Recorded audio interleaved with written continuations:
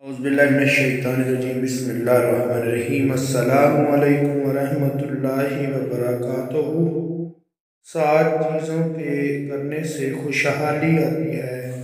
Number 1، قرآن پاک کی تلاوت کرنے سے۔ نمبر 2، 5 وقت نماز پڑھنے سے۔ نمبر 3، اللہ کا شکر ادا کرنے سے۔ نمبر 4، غریبوں اور مجبوروں کی مدد کرنے سے۔ نمبر 5، گناہوں کی معافی مانگنے سے۔ نمبر 6، ماں باپ اور رشتہ داروں کے ساتھ اچھا برتاؤ کرنے سے۔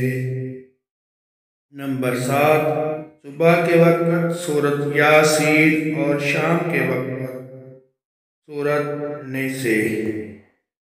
شام کے وقت سورۃ یاسین پڑھنے سے خوشحالی